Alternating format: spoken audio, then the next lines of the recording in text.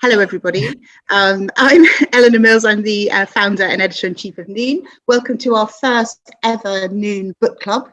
We're super excited today to have Curtis Sittenfeld with us, who's one of my very favourite novelists ever, who's going to be interviewed for us by Sam Baker, Noon's book columnist. Hope all of you who have checked out the website. If you haven't, Sam is now doing a book column for us every month, in which she picks the titles that we think that you Nooners are really going to love. And top of the list for this summer for everyone, I think, who's interested in midlife women, has got to be Curtis Sittenfeld's book Rodham, about Hillary Clinton, of course, who sums up so many of the issues that all of us talk about and which we set up Noon to try and tackle. We wanted to have a conversation for women in midlife about the things that we're interested, directed at us, something that all too often I think the mainstream media forgets to do. But anyway, that's enough from me. We're really delighted to have you here. We're super grateful to Transworld, part of Penguin, who are sponsoring our book club and have sent you all copies of Rodham. And I just want to let you know that our next guest next month is going to be Ruth Jones of Gavin and Stacey fame, talking about her novel Us Three, but I'll tell you a bit more about that later. So without any more ado, I'm going to hand over to Sam Baker, who's hosting for us. Brilliant, Sam, she of the shift and the pool and many other brilliant things. And here is Curtis Sittenfeld, who's our very first ever guest on this inaugural Noon book club. Welcome, Curtis. Thank you, Sam. And take it away. We'll come back and I'm really interested to hear your conversation. And Curtis, we just really are glad to have you as our first ever guest, because I think that you so embody the things that we're trying to talk about in terms of women in midlife and those conversations and making those women visible. And that's something that you've done so brilliantly in your novels over the years. So over to you, Sam. And thanks everyone for joining us. Thank you. Right. Thanks, Eleanor. No pressure, Curtis. We've just got to be massively entertaining for the next hour. Just before I introduce Curtis properly and really make her cringe, which I love doing, just a tiny bit of housekeeping. We want this to be as much like a normal book club as possible. So rather than Curtis and me holding forth for an hour and then grudgingly taking a couple of your questions at the end, we'd like to weave your questions through. So basically, which is what I'm trying to say, is you have a chance to grill one of the great American novelists. So see, I'm starting with the cringing already. So please start posting your questions in the Q&A box as soon as you think of them, and I'll pick them up as I go. I'm sure you've got loads because I've seen you talking on social media already, so I know you have. Now, to Curtis, as I'm sure you know, Curtis Sittenfeld is the best-selling author of 6 novels and 2 short story collections, 3 international mega sellers, Prep, American Wife, and the book we're here to discuss tonight, Rodham, as well as Eligible, her reimagining of Pride and Prejudice, which I absolutely loved, Sisterland, and the book that I don't know whether you remember this, Curtis, she previously described to me as the one no one's heard of, Man of My Dreams. And that's not no one by most authors' terms, that's no one by Curtis Sittenfeld terms. Curtis has been longlisted for the Women's Prize twice, and she's repeatedly been a New York Times and a Sunday Times bestseller. Curtis, thank you so much for joining us tonight. Could you just kick off the conversation with just a little reading, just a short one? Yes, well, thank you, Eleanor. Thank you, Sam. I'm so honored to be your first. This is such a pleasure, and yeah, thank you. I'm very excited. You and I have. I think that this is our sort of like 3rd public conversation or something, and it's truly. I mean. It might seem like this is, of course, what I would say, but it truly is a pleasure to talk to you, even about things other than myself, all sorts of subjects. Okay, I'll just read. This is there's a prologue, which is Hillary. This is the hardcover, but there's a prologue, which is Hillary sort of speaking at her university graduation, and then this is the first chapter, and it's 1970. At Yale Law School. The first time I saw him, I thought he looked like a lion. He was 6'2", though I knew then only that he was tall. And in fact, his height seemed even greater because he was big tall, not skinny tall. He had broad shoulders and a large head, and his hair was several inches longer than it would be later, which drew attention to its coppery color. His beard was the same shade. I suppose I thought he looked like a handsome lion, but even from a distance, he seemed full of himself in a way that canceled out his handsomeness. He seemed like a person who took up more than his share of oxygen. This sighting took place in Yale Law School's student lounge in the fall of 1970, my second year of law school and his first. I was with my friend Nick, and Bill was speaking in his loud, husky, Southern accented voice to a group of 5 or 6 other students. With great enthusiasm, he declared, "And not only that, we grow the biggest watermelons in the world." Nick and I looked at each other and began laughing. "Who is that?" I whispered. "Bill Clinton," Nick whispered back. "He's from Arkansas, and that's all he ever talks about."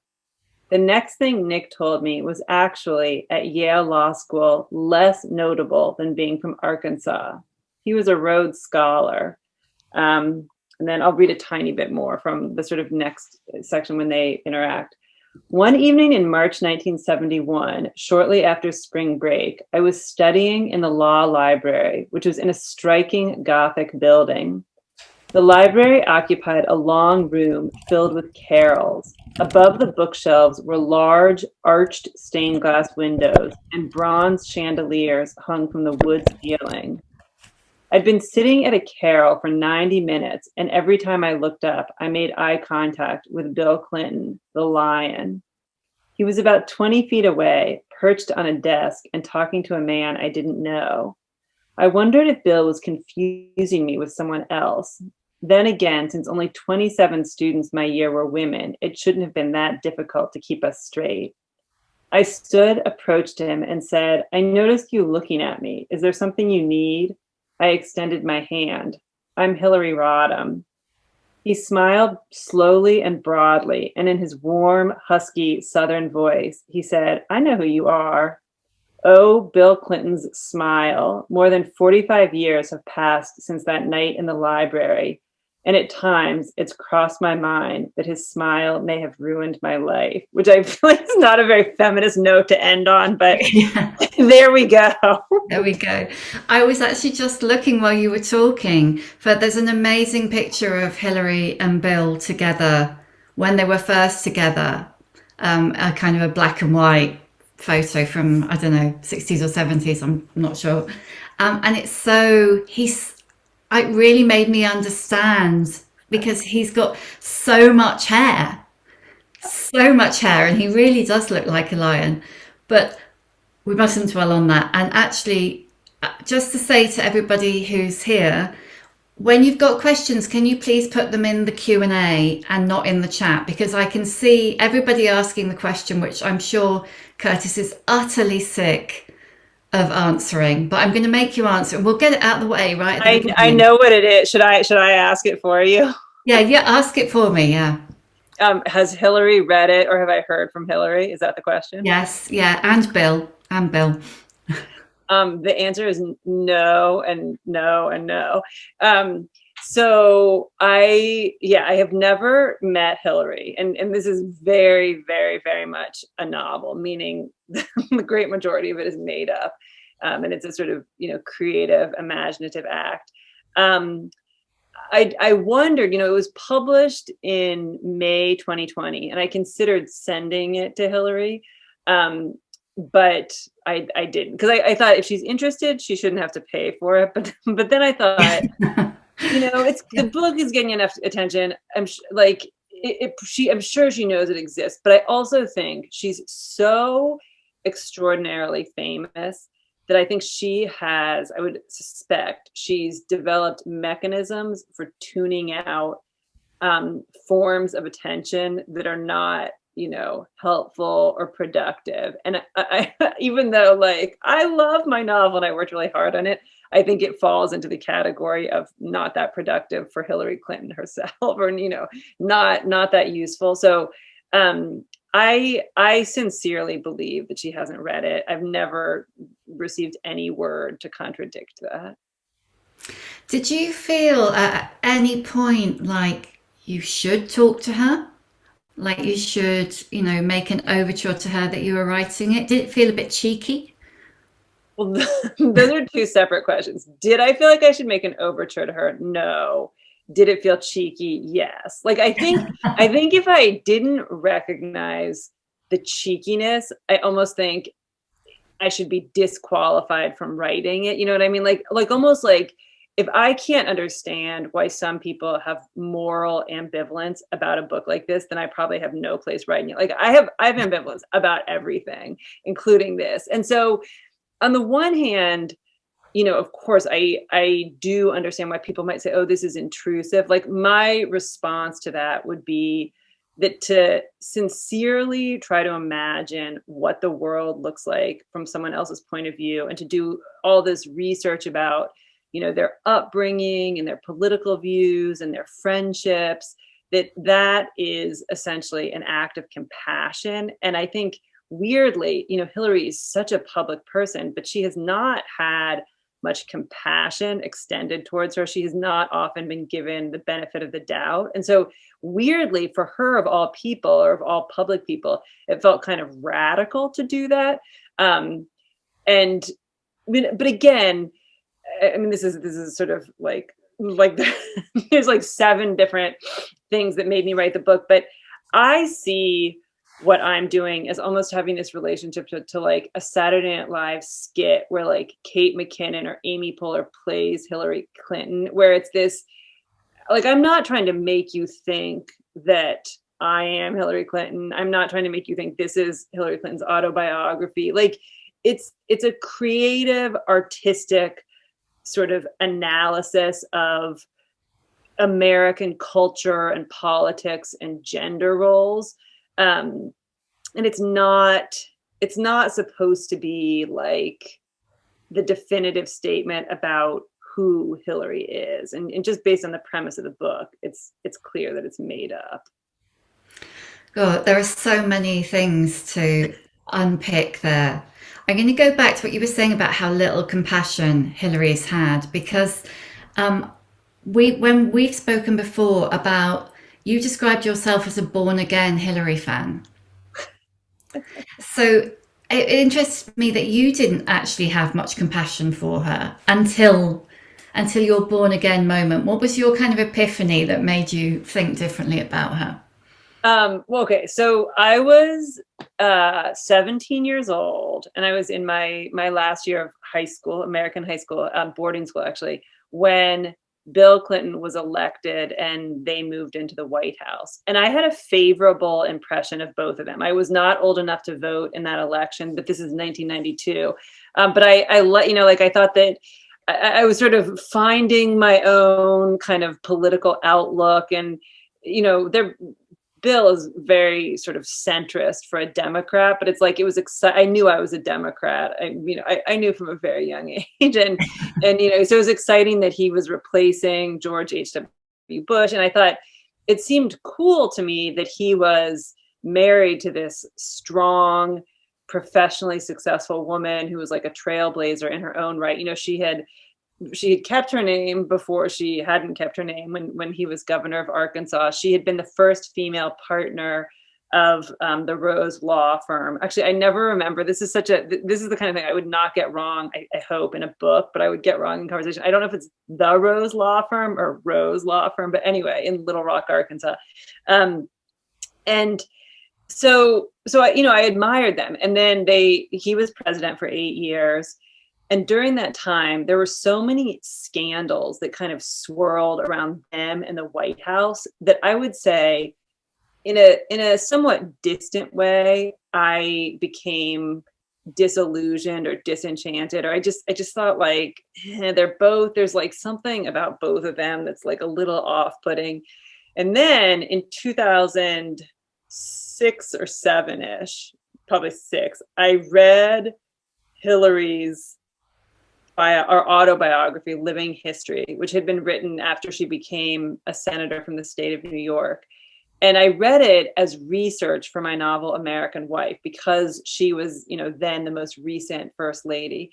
And it just made me think about, like, why do I have the view of Hillary that I have? Like, is it because of things she's said and things she's done, or is it because of accusations that have been leveled at her by other people, some of which have no relationship to reality, some of which have a tenuous relationship to reality? And it sort of made me think about, like what are the kind of facts of how she spent her time and her professional life and the choices she's made, and not like what are the public views about her headbands or whatever, like that one cookie comment that has gotten so much airtime over the years. And so then I guess I started thinking of her less as a symbol and more as like a real and complex person. But so many women are judged by their husband, aren't they? By their relationship, by their partner, and that was really the case with her. Oh yeah, I mean, well, it's interesting because it seems like that people will say, a lot of people will say, well, she would never have been in a position to run for president in 2008 or 2016 if she hadn't been married to Bill Clinton, if she hadn't been first lady. She wouldn't have been able to run for senator. And a lot of people who knew them early on, like in the 1970s at Yale Law School and after, I think felt like she was just as talented as he was, if not more so. And so there's this kind of counter theory, which is that she made a huge professional sacrifice in moving to Arkansas, which I don't know. I don't like, does the average British person have context for like knowing what or where Arkansas is? I think so. Yeah, I think so. It's like, a southern state, and it's not, a lot of the state is rural. It's just not like, because so much of American commerce and culture is on the coasts. I think a lot of people who are ambitious are hesitant to move to the South or to the Midwest. I say this as someone who's lived in the Midwest for, a lot of my life and does right now. But anyway, so, there is this, it's like, was she qualified to run for president because of being married to him? Or, perhaps did he hold her back, for various reasons and kind of prevent her from like her fullest professional kind of ambitions and abilities? And as you kind of suggest in the book, I mean, I don't know how much, I'm hoping that everybody's read it or more or less read it so that we're not too spoilery, but as you do imply in the book, he goes on to be very successful, and I love that he becomes a tech billionaire, because that seems exactly the kind of bullshit job that he would excel at. But, I love the way that you examine what he didn't become because he didn't marry her too. Yeah, But well, there's this sort of a famous joke that I think has existed, at least since he was elected, which is, Hillary, I'm kind of bad at telling jokes, so bear with me. But like Hillary and Bill are driving, in like some rural road, and they stop at a gas station, and Hillary says, oh, I used to date the gas station attendant, like the man who pumps their gas. And then after they've left, and Bill says, well, aren't you glad you married me? And then I'm a horrible joke teller. And then Hillary says, well, no, if I'd married him, he would be president too. I swear that a person could tell this joke in a way that like would elicit laughter, spontaneous laughter.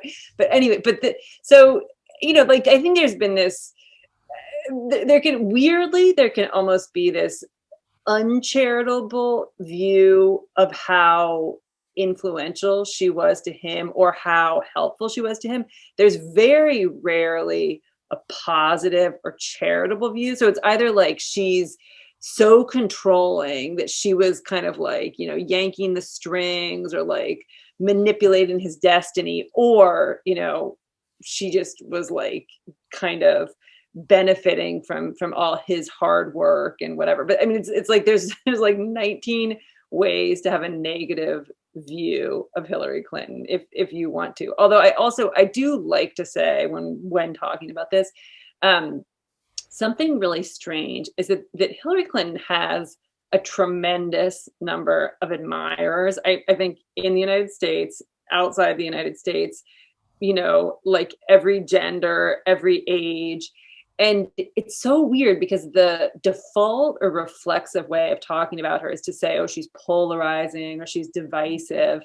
And I'm sure like she does have her detractors, but there are many people who like have these like sort of full-throated like declarations of love and admiration and truly respect her, and I think see their own experiences, especially in some of her professional experience, and like that she's such a hard worker and she is, really able to withstand adversity and criticism, and like she has deep convictions about, wanting to help especially women and children, and so but it's just like not publicly expressed very frequently. Like this sort of love for her or like fandom of her is not very frequently given a platform, I think.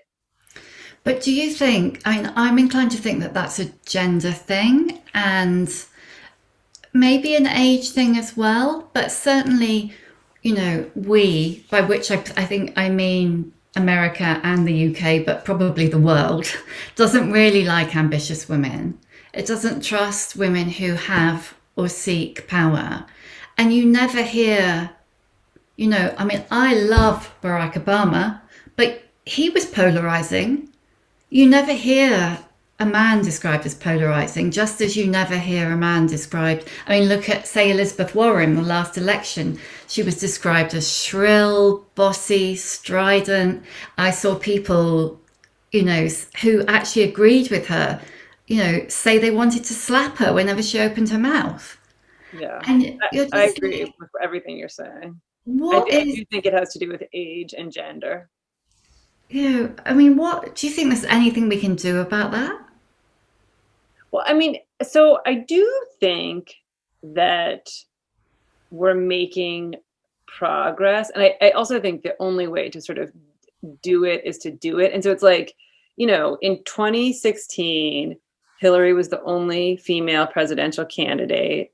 In 2020, there were several, and it already seemed much more normal. And I think, there's been research done about how the voice of a woman running for president is literally an unfamiliar phenomenon. Like our ears are not used to it. And so women's voices are often described in displeasing ways or negative ways. And supposedly Kamala Harris is almost unique among, like, I think Hillary herself would ask experts on this, like, who's someone whose voice I should emulate, who neither seems too timid nor too aggressive. And there was never an example.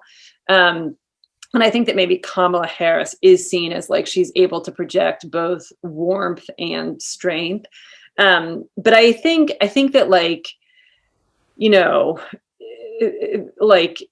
but I personally was very resistant to the idea of almost like, well, a woman might not be electable, and in case she's not, all the women should step aside. Like, to me, that's nonsense. Like, it's like a woman will be electable because we elect her and like support her and believe in her. And I do think that, like, again, it felt like historic and exciting that Kamala Harris was the vice president. And already I could look at a picture in the New York Times and think like, okay, that's the vice president. And I'm not thinking like, pinch me, like, I am very happy but it already feels normal that, she's a person of color, she's a woman, she's the daughter of immigrants. And so I think that, things do change, and sometimes they change actually very rapidly. I better ask some questions. They've got quite a few popping up in the box. So Michelle has asked, did you find writing fiction about a real life person who is still alive restrictive in any way? It's funny because I feel like that's like a kind of, did you feel cheeky? And yes. So I actually think you're touching, Michelle, you're touching on something very interesting, which is, so again, I know that some people will read this novel and just be like, this is exactly what I wanted. And then some people will think, I feel kind of weird about this novel.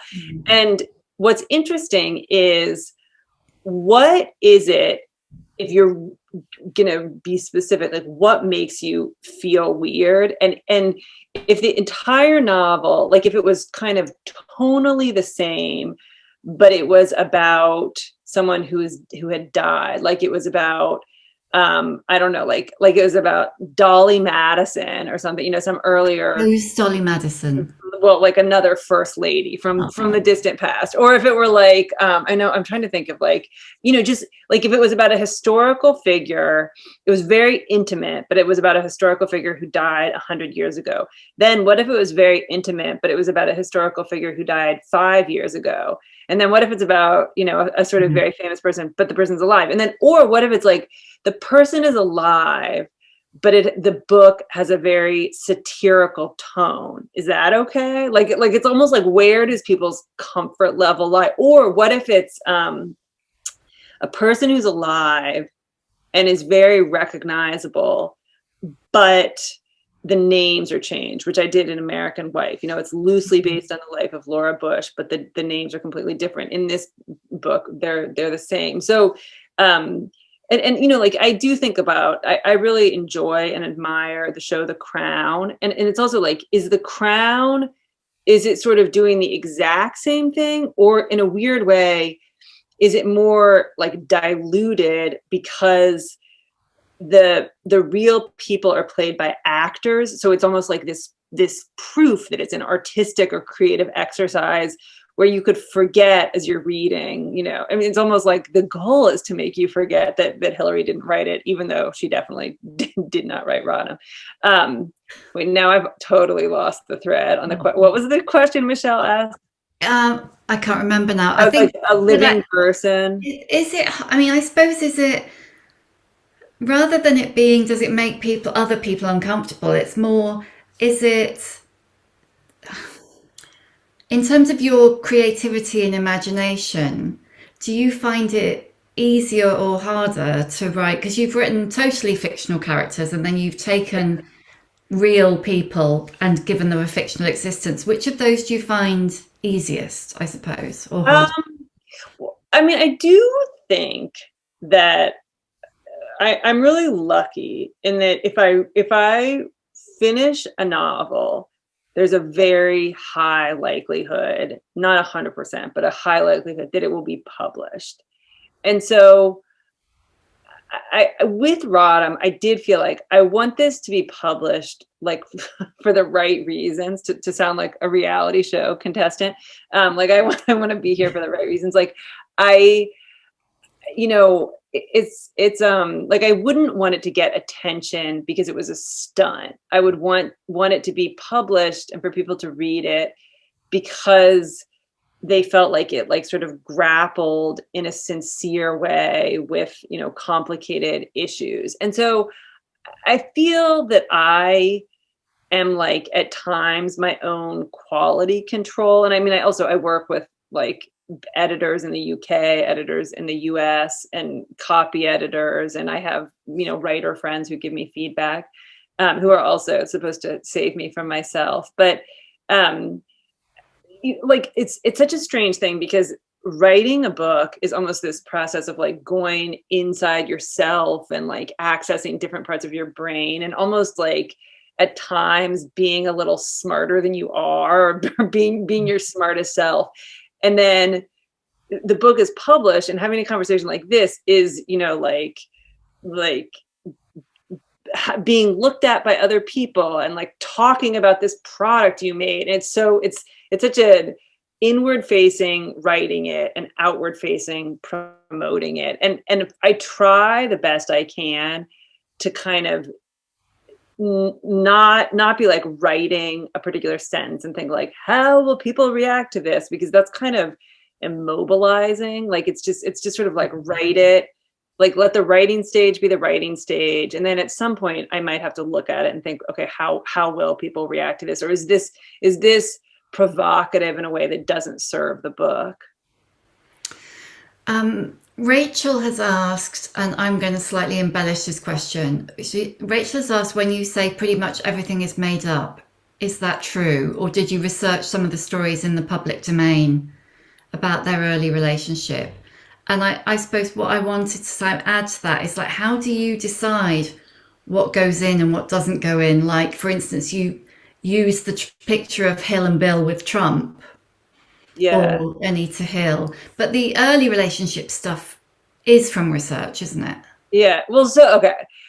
So when I say that it's overwhelmingly made up, I mean, they're definitely, especially it's almost like the book has these three kind of sections. One is the early 70s, one is the early 90s, and then one is 2015. And the one that kind of follows the historical timeline the most closely is the first one. But even though, like, so in the book, Hillary and Bill go on this first date where they meet in the library, which actually really, I mean, the section I read where she overhears him talking about watermelon, and then they meet in the library, and then they go on a date to an art gallery, and the gallery's closed because the janitorial staff is on strike, but a security guard says if they pick up garbage, they can go inside and look around. And that all is true. But the parts of, like, their own memoirs that describe that are a few sentences or a few paragraphs. And so all the dialogue has to be made up, all the kind of interior thoughts. And so, like, it's almost, if I like wrote a short story about this conversation, and instead of writing it from my perspective, Sam, I wrote it from yours, and then I was like, and I was thinking this, like, I could use the dialogue, I could use the words that both of us are saying out loud, and it could still be overwhelmingly made up. Like, I could have the character of Sam think, like, I would really like to have some cheese and crackers after this, and like, or like, You tomorrow, wouldn't be a million miles off, I have to say. but, like, you know what I mean? It's so, and actually, as a side note, if you know a writer, a fiction writer, and you read their fiction and like at least one thing is true, I think it's almost like you who know the writer are not the intended audience, because you get fixated and you think, well, that's true, so, like, it must all be true. And it's like the only thing that's true is, like, the character as a child had the same stuffed animal that the writer had, but people kind of glom on to, it's sort of confirmation bias, I think. There's a question here, a really long question from Carenza that I'm going to try and paraphrase, that follows on from what we've just been talking about, which is just saying, what was your thought processes for building the scaffolding of your story, in as much as, the passages on the breakup are very brief, and then you telescope time. What was your thinking around that? Well, so actually, I definitely, as a writer, think above all in terms of structure. And so, like, what are the events that happen in the book? What's the order of them? How many pages, like, is a particular scene? Like, is it supposed to be, this scene is summarized, this scene is shown where, like, every second is accounted for and every word is accounted for? So I think that I wanted to kind of rewrite the 2016 election. Like, personally, I literally wanted to rewrite it. I also artistically rewrite it. And so I knew I was working toward that. And at first, I think I imagined, oh, maybe I could, have the 1970s section and then have the 2015 section, and there doesn't have to be anything in between. And then it was like, of course, there has to be something in between. But some of it is just trial and error. It's like thinking, this scene is either interesting or it's important, and that's why it belongs in the book. But those are subjective assessments. And I do think that, weirdly, as a writer, I hope that the reader won't really be conscious of structure, but the structure of the book will very much guide the reader's experience of it. I think people are mainly interested in structure when they're interested in writing, aren't they, and how things are put together.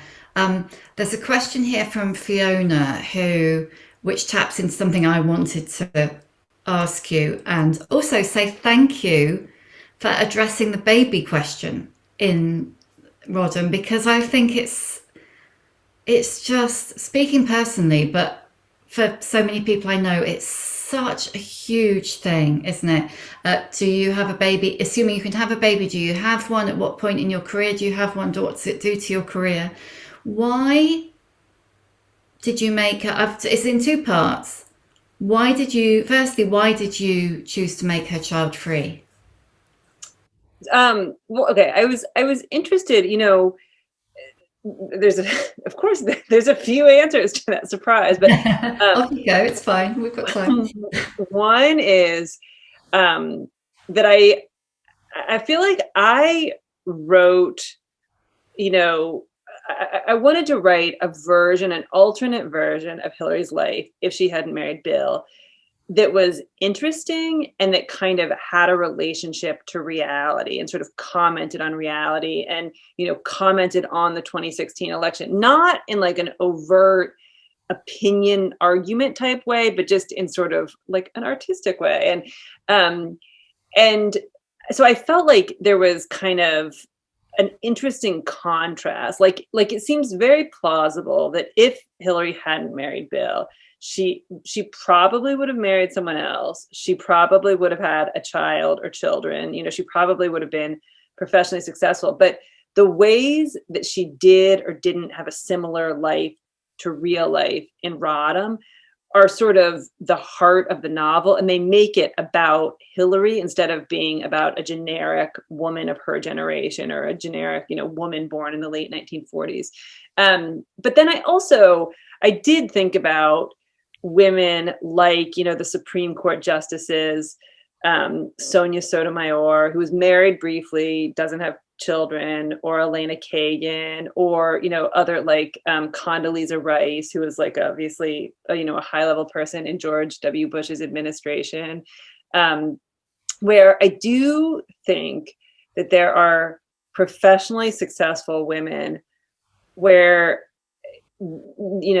I think not having had children, I would think helped them progress in their career, or, made them not have some certain level of responsibility. Like I sometimes will think, like, could Oprah have been Oprah if she had children or if she was married? And there's certainly nothing I can prove. But I think that's just, I'm super curious. I don't know if any data exists on this, but I would love it if a disproportionate number of highly successful women are either child-free or not married. I don't know if that's true or not. There must be data on that, and I'm sure that Eleanor is the person to find that data if there is. There must be. And I think what really struck me is I just felt that sadly it was much more realistic that she didn't get children in this other life, because I think that's much more the experience. Not that you actually give it up, not that you necessarily make a decision to give it up, but that what you prioritize ends up working out that way. Yeah.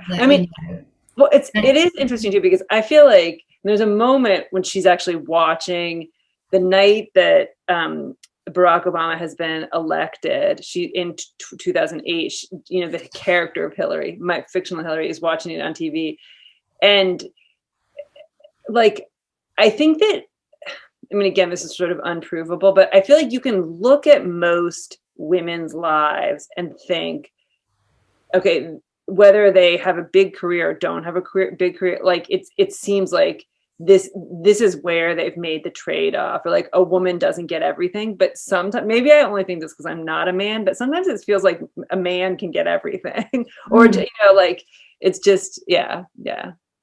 Yeah, no, it feels like that to me too, frankly. So, I'm going to ask you another question from the panel. Oh, anonymous attendee, you coward, said, I love The American Wife. Who do you have more sympathy for, Laura Bush or Hillary Clinton? Oh, that's an interesting question. I mean, so I definitely have sympathy for both of them.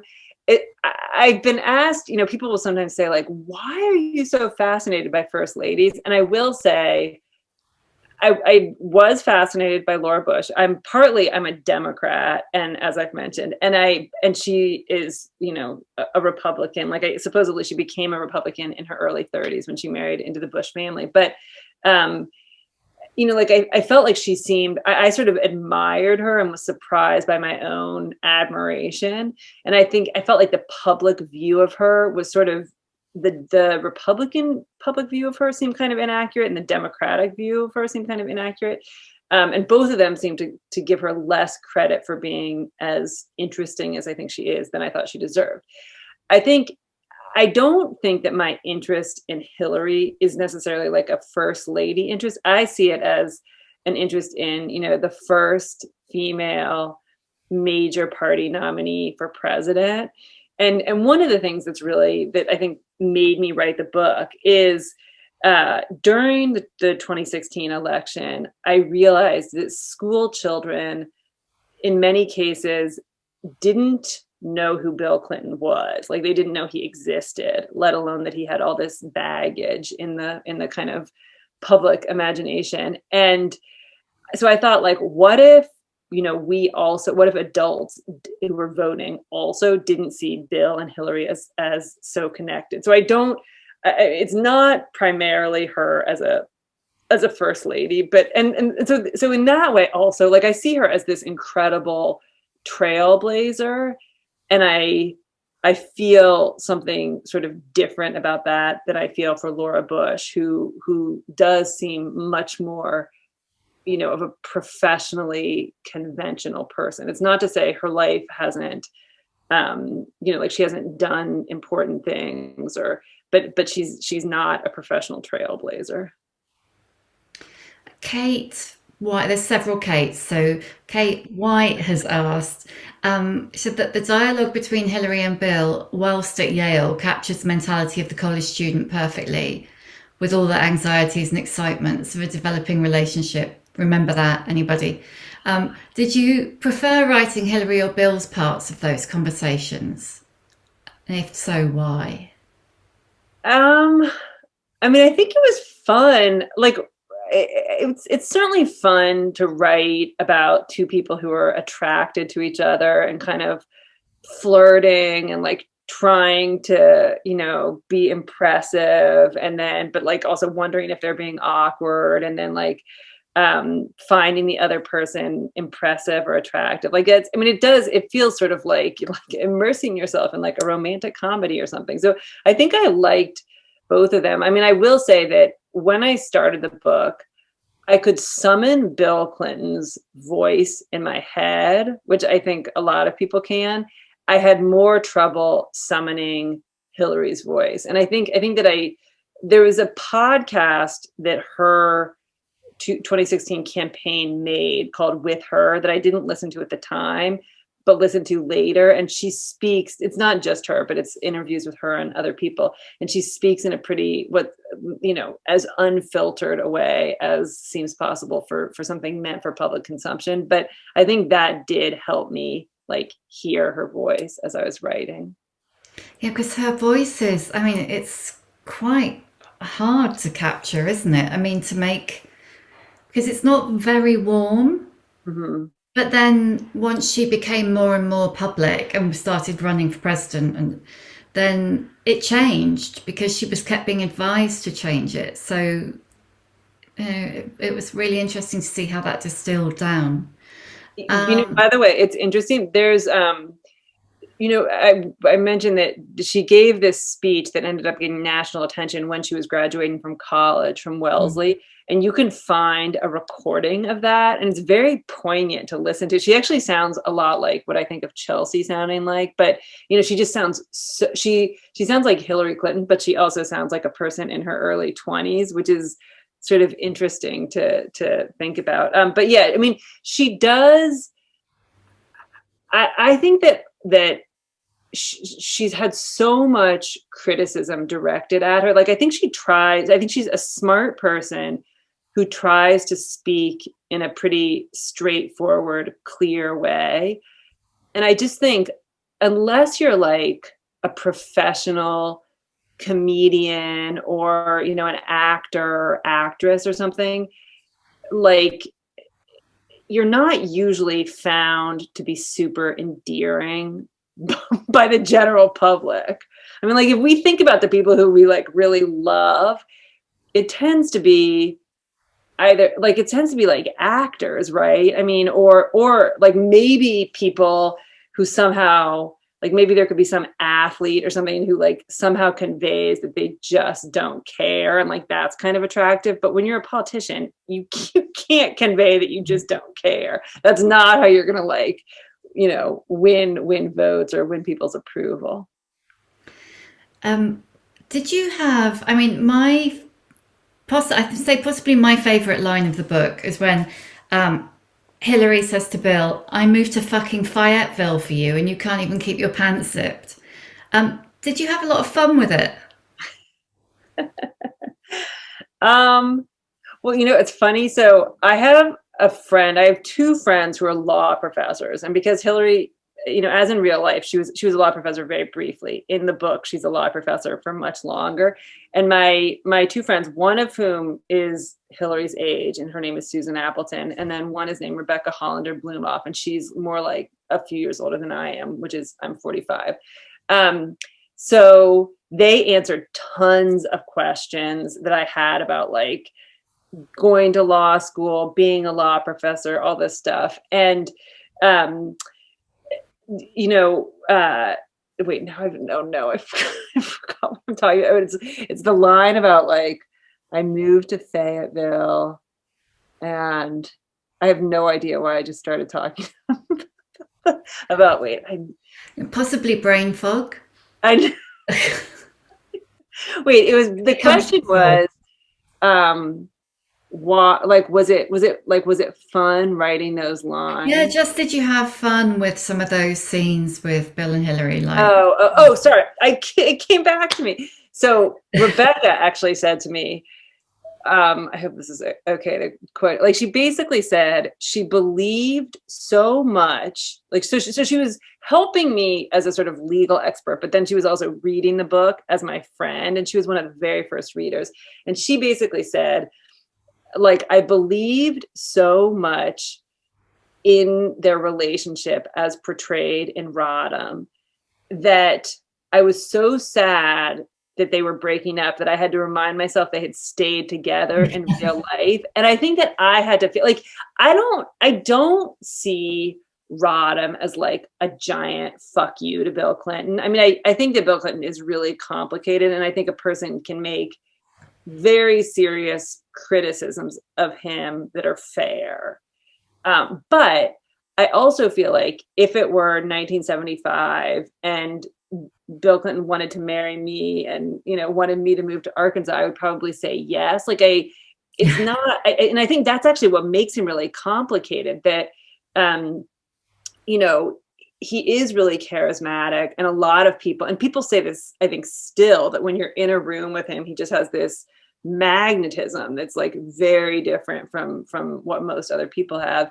But it's also like there's some stuff that he's done that's like very hard to reconcile. And so, and I think that like I'm interested in writing about contradictions, because we sort of pretend in a public life that things are very cut and dried or very clean, or you can renounce someone and like that's that. But it's like real life is so messy and complicated and contradictory, and I feel like fiction is a really wonderful vehicle for exploring that.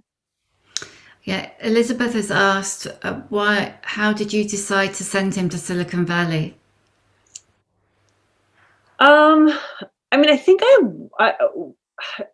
I wanted him to be like rich enough that he could just kind of on a whim run for president, because in the book by that point he's out of politics, and I think worked backwards from there. By the way, I just saw Eleanor's question, and I think maybe someone else's. I have never met Hillary. I've never met Bill. I've never met Trump.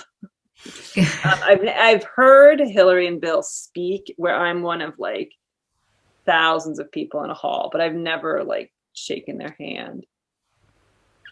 And I don't think I will. I mean, one other thing that I feel like I could have written a version of this book where what is Eleanor saying? I would have run off to if Bill Clinton wanted her to.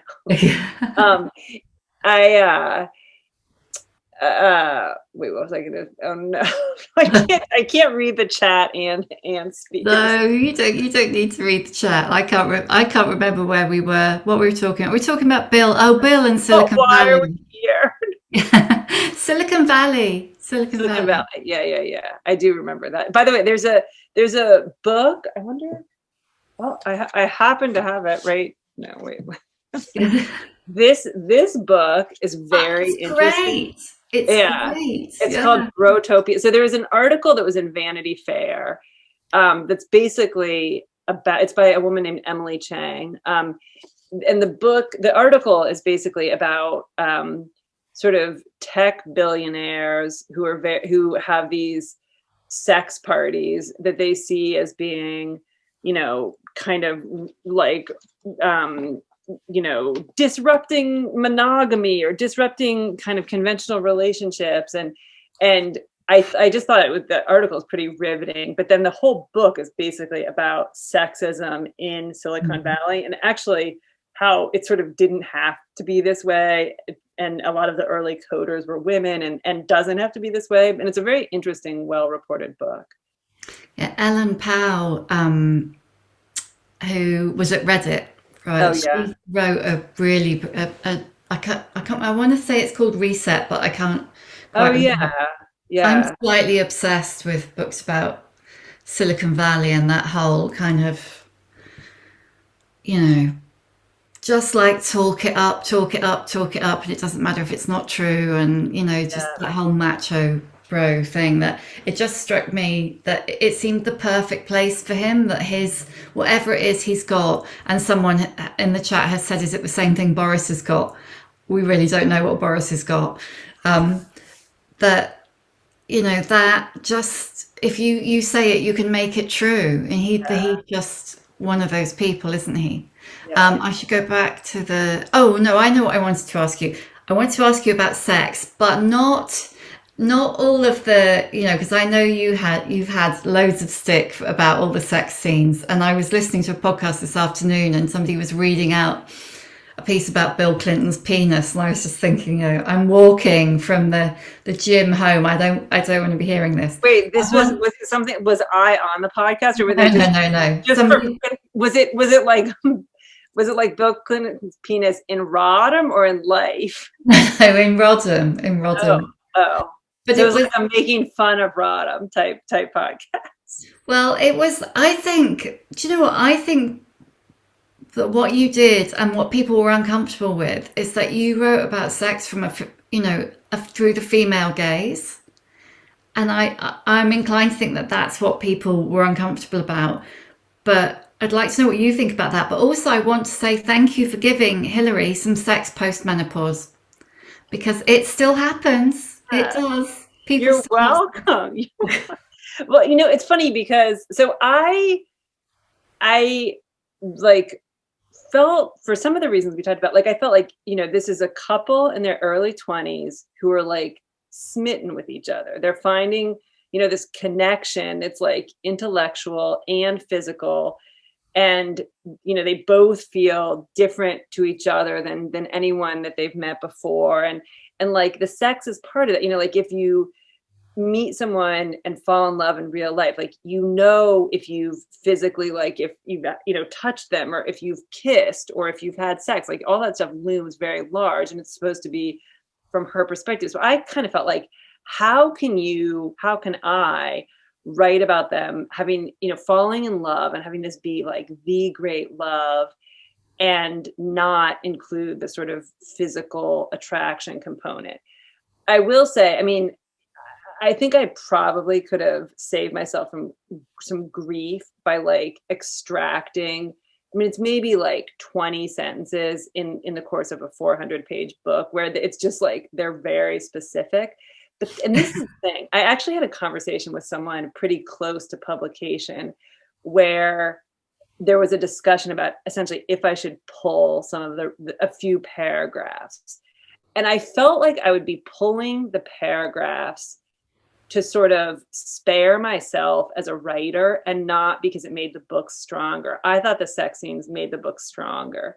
And I actually, I stand by that, but I also will kind of concede that for some readers, the sex scenes are so specific, and because it's Hillary and Bill, it's like distracting. Like it's actually not doing the thing. It's not, like the thing I meant it to be like is, and here's another thing, that this is unprovable, but I think that when people read about sex, they often kind of think of their own sexual experiences or lack thereof, and which is in some ways that's the ideal experience of reading for the writer, is like the reader meets you halfway, and, you know, kind of like you're having this almost like it's not really a conversation, but like kind of this, and so I think that's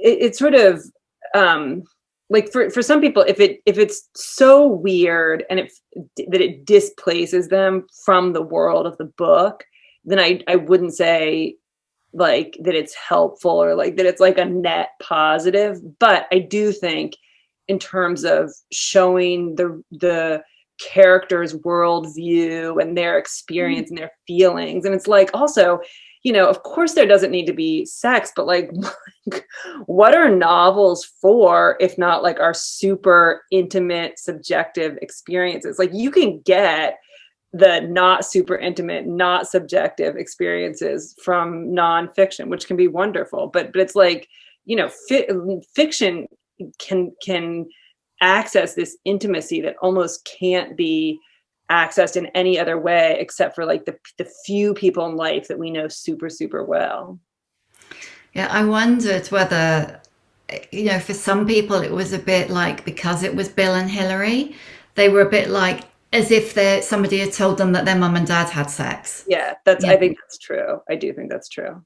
I can't, I mean, I would never say to someone like, you're having the wrong reaction to my book. Like I can control the words on the page, but there comes a point when it's like it's fair for somebody to be like, yeah, I just wasn't into it.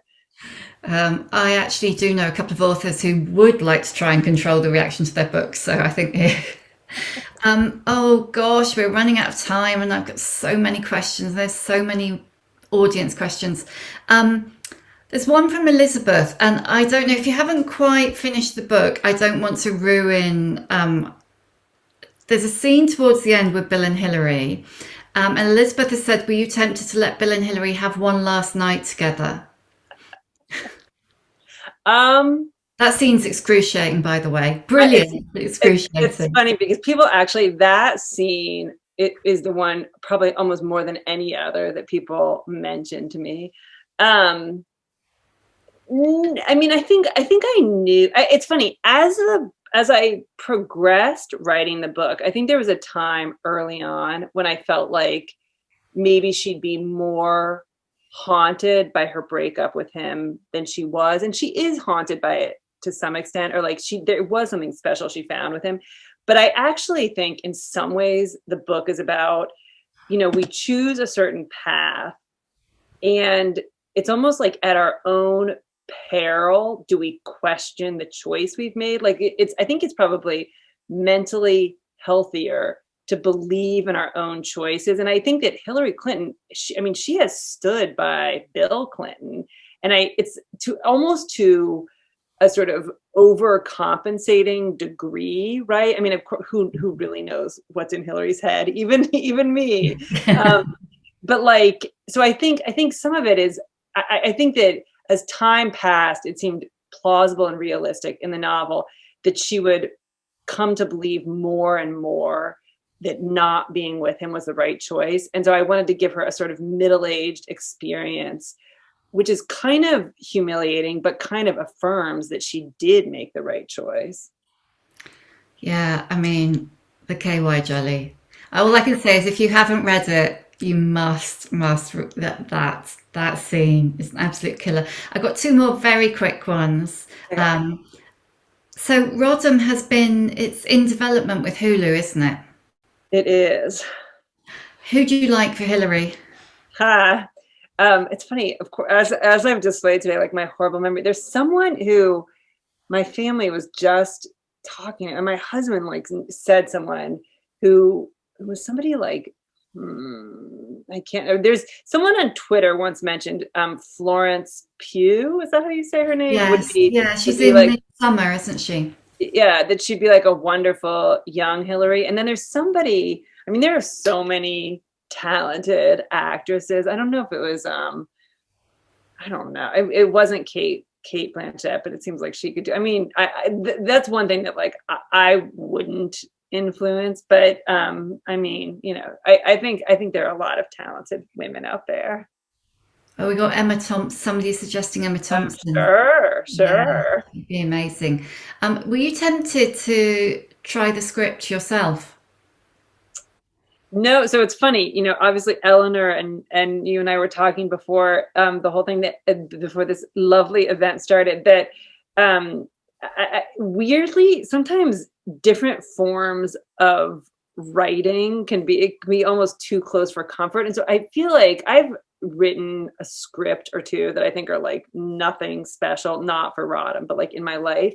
I think I could rewire my brain and learn to write scripts, and then I would go back to writing a novel and probably be worse at it. So I don't, you know, it's just different enough that I don't yearn to do it. And also I will say, I mean, it could be that if I had ever been the one to try to develop one of my books, because they've almost all been optioned at some point, it might have like made it likelier that they would come to fruition. But the fact that I haven't, I feel sort of in a healthy way divorced from that, where you know, I'm not like sometimes it's like, oh, this is in development, and then it's like, oh, it's gone down the toilet, and like it doesn't really affect my life that much. I mean, I think it'd be fun if something becomes a series or becomes a film, but I'm not kind of like waiting on that, you know, with bated breath. And last one, this kind of. By the way, I think it was Kate Winslet. I think my husband suggested Kate Winslet. Yeah. Yeah. Well, I think she's just reminded everybody with Mare of Eastwood what an amazing actress she is, and I kind of think maybe for, you know, unfair reasons people had forgotten a bit. But several people have asked variations of this question. But, you know, what next? Is it that can you imagine writing another novel, you know, with a real life protagonist? Would you go back to prep land? You know, what's coming up next? Well, you know, it's funny. I have been writing a novel, and then I sort of interrupted myself and just wrote a short story. And I don't know. I will say that the fact that I used real names in Rodham, which I felt like, okay, I'm changing history, so I'll use real names instead of, you know, changing two things simultaneously. And I think it's, for some readers, I think it was like too much. Like I pushed the envelope too much. And I felt a little bit with American Wife and Rodham that it's like having a baby where like you forget what it's like you are held accountable fairly. You're fairly held accountable, but as a writer, in a way, when you write about a real living person that you're kind of not with other books. And so I feel like, I mean, I've had this feeling of like, I want to write something fun. I want to write something that's like the opposite of the pandemic. But I've felt confusion about what that is. So you're basically not going to give us any clues at all. Basically. Well, you spoil sport. On that note, thank you so much, Curtis. I'm going to hand over now to Eleanor to wrap up, but I've absolutely loved talking to you. Thank you so much, Sam. Always a pleasure. You have to say that. Thank you, both of you. It was such a fantastic conversation, and lots of laughs. There's lots of stuff in the chat about people guffawing out loud, and it was highly entertaining as well as very fascinatingly interesting. So thank you both so much, and thanks everyone for coming and for listening and watching, and I hope you'll join us again. It was a really fantastic chat and picked up so many issues. One the thing about children and successful women, a third of Gen X women who are university educated do not have kids, which is a massive statistic. And the more successful you are, the less likely you are to have children. So that's your Rodham kind of analogy there fits perfectly. Sylvia Ann Hewlett wrote an amazing book about this, actually, called Baby Hunger, about professional women. Yes, yeah. But what's interesting is the statistics really haven't changed. So I think we'll really know that we're getting towards some kind of equality when those figures start shifting. I think it's a really interesting one for the Noon generation, because there are so many of us who don't have kids, and you know, I can see that in my university peer group. It's a real divide. So anyway, I just wanted to thank you all so much, and to tell you all that our next Noon book club will be with Ruth Jones, the amazing, hilarious comedian and novelist from Gavin and Stacey. It'll be on the 27th of July, and Penguin Transworld have very kindly said that there are 200 free copies of Ruth Jones's book for the first 200 people to sign up to our next Noon book club. So thank you so much, all of you, for joining. We really look forward to seeing you again. Thanks to Sam, we're all going to be chuckling about the portrayal of menopause sex and the KY gender. Quite a long time to come. I know my social media team are very much on that one. So thanks very much, everyone, and come and join us again. And thanks very much, and goodbye from Noon, and goodbye from Sam and Curtis, and thanks so much for coming. Thanks.